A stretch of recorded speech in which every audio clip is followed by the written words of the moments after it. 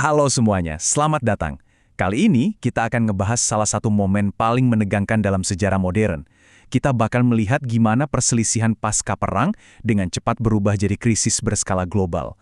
Siapkan diri kalian karena kita akan masuk ke dalam suasana beresiko tinggi dari krisis besar pertama di era Perang Dingin.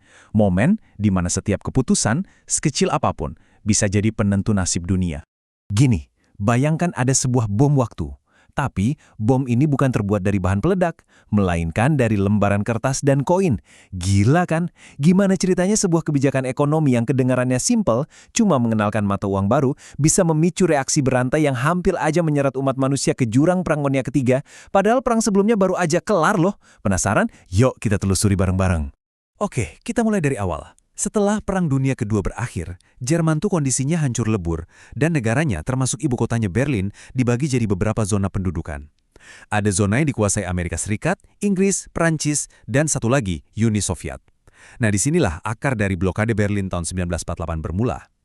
Ini adalah momen yang benar-benar genting di mana Uni Soviet tiba-tiba mengambil langkah ekstrim, memutus dan mengisolasi Berlin Barat sepenuhnya dari dunia luar.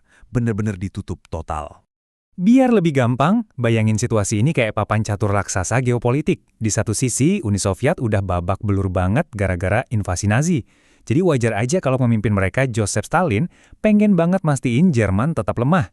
Biar nggak pernah lagi bangkit jadi ancaman militer buat mereka. Tapi di sisi seberang, Amerika Serikat dan sekutunya punya pandangan yang beda 180 derajat. Mereka yakin banget kalau pemulihan ekonomi Eropa secara keseluruhan nggak bakal bisa jalan kalau Jerman Barat nggak dibangun ulang. Makanya mereka ngebut ngasih bantuan ekonomi lewat yang namanya Marshall Plan. Terus kapan tepatnya situasi ini meledak? Nah, perbedaan pandangan tadi akhirnya sampai ke titik kritis. Amerika, Inggris, dan Prancis bikin kesepakatan buat menggabungkan zona-zona barat mereka jadi satu kesatuan ekonomi. Dan sebagai bagian dari langkah ini, mereka mengenalkan mata uang baru yaitu Deutschmark. Jelas saja, langkah sepihak ini bikin Uni Soviet marah besar. Di mata mereka, ini tuh bukan cuma soal uang, tapi ancaman langsung yang terang-terangan menantang posisi mereka di sana. Dan kalau kalian pikir eskalasinya butuh waktu lama, oh sama sekali nggak. Eskalasinya terjadi cepat banget. Dari awal Juni waktu mata uang baru itu diperkenalkan, ketegangan langsung meroket tajam. Cuma dalam hitungan minggu, tepatnya 24 Juni, Soviet langsung ngerespons dengan memulai blokade darat dan air secara total. Terus, tebak apa yang terjadi 2 hari kemudian di 26 Juni? Operasi udara besar-besaran diluncurkan. Bayangin, adu mulut diplomatik berubah jadi keadaan darurat global benar-benar cuma dalam hitungan hari. Sekarang pertanyaannya, gimana sih blokade ini dipraktekkan di lapangan? Secara harfiah, Uni Soviet mencekik kota itu. Benar-benar mencekik secara sistematis. Pertama, mereka menyetop semua jadwal kereta api. Habis itu, jalan raya ditutup rapat. Kanal dan sungai yang biasanya jadi urat nadi transportasi logistik juga ikut diblokir. Dan yang paling parah, pasokan batu bara, makanan, bahan bakar, sampai aliran listrik dari wilayah timur diputus total. Semua urat nadi fisik menuju Berlin Barat benar-benar dipotong habis, tanpa sisa. Coba pikirin sejenak dampak dari langkah tadi. Skalanya tuh luar biasa masif. Tiba-tiba aja, ada sekitar 2 juta penduduk Berlin Barat yang mendapati diri mereka terperangkap. Karena wilayah mereka dikelilingi sama zona Soviet, kota itu sekarang berubah jadi kayak pulau kecil yang terisolasi di tengah lautan musuh. 2 juta nyawa warga sipil ini beneran terancam bahaya nyata kelaparan, kedinginan karena nggak ada bahan bakar di musim dingin, dan terpaksa hidup dalam kegelapan gulita kalau blokade ini terus berlanjut. Tapi tunggu dulu, langkah se-ekstrim ini pastinya punya perhitungan strategis. Berdasarkan dokumen sejarah yang ada, Soviet sebenarnya punya 4 tujuan spesifik yang cukup jelas. Pertama, mereka berharap bisa memaksa Amerika Serikat, Inggris, dan Prancis nyerah lalu angkat kaki dari Berlin Barat. Kalau itu berhasil, otomatis rencana pembentukan negara Jerman Barat bakal terhenti. Ketiga, ini tuh semacam ujian krusial buat melihat sejauh mana sih tekad Amerika di Eropa.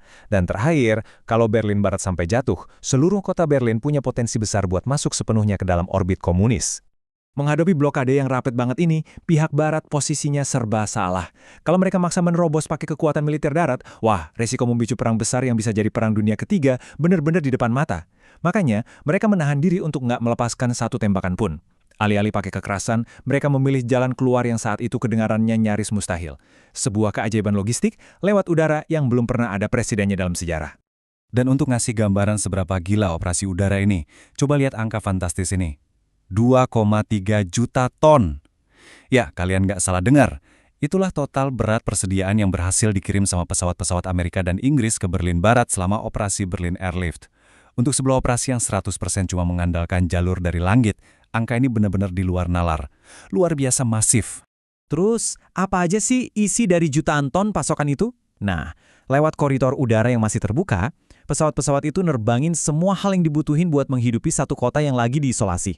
Ada makanan dan susu, obat-obatan yang super vital buat rumah sakit, sampai batu bara dan bahan bakar biar warganya bisa ngelewatin musim dingin. Bahkan, mesin dan alat industri juga diangkut lewat udara. Saking intensnya operasi ini, pada titik puncaknya, sebuah pesawat kargo mendarat di Berlin hampir setiap 1 menit sekali. Gila kan? Setiap 1 menit. Nah, disinilah letak poin krusialnya. Secara global, bagaimana dunia merespons situasi ini? Ada satu sentimen internasional yang kuat banget saat itu. Soviet dianggap dengan tega berusaha membuat warga sipil kelaparan demi mencapai tujuan politik mereka. Ini benar-benar jadi bencana public relations yang luar biasa buruk buat Uni Soviet. Menjadikan rasa lapar sebagai senjata malah bikin reputasi mereka hancur lebur di panggung dunia. Jadi, kenapa pada akhirnya strategi blokade ini jadi bumerang yang menghantam balik pihak Soviet? Ada beberapa alasan utama. Pertama, Presiden Truman dan pihak sekutu nolak mentah-mentah buat mundur. Mereka tetap bertahan di sana. Kedua, operasi Berlin Airlift tadi terbukti sukses besar secara logistik, benar-benar ngalahin ekspektasi siapapun. Ketiga, yaitu tadi, citra Uni Soviet udah rusak parah di mata dunia. Dan keempat, seiring makin panasnya situasi, risiko meledaknya konflik militer besar-besaran secara langsung dengan Barat jadi terlalu tinggi dan gak diinginkan juga oleh pihak Soviet. Menyadari kalau tujuan mereka gagal total dan tekanan internasional makin berat, Uni Soviet akhirnya menyerah. Tepat pada tanggal 12 Mei 1949, mereka membuka lagi semua jalur darat dan air menuju Berlin Barat. Tapi, biarpun blokade secara resmi udah dicabut, Amerika dan sekutunya tetap sangat berhati-hati. Mereka nggak mau ambil risiko, jadi operasi udara tetap dilanjutkan selama beberapa bulan ke depan, cuma buat jaga-jaga kalau Soviet tiba-tiba nutup jalurnya lagi. Tapi tentu aja, krisis sebesar ini nggak mungkin lewat gitu aja tanpa meninggalkan luka yang dalam.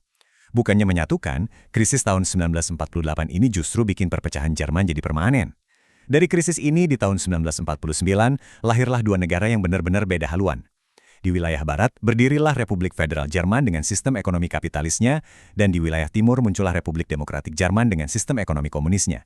Benar-benar terbelah dua. Kalau kita tarik benang merahnya, peristiwa ini mewariskan dampak sejarah yang sangat masif.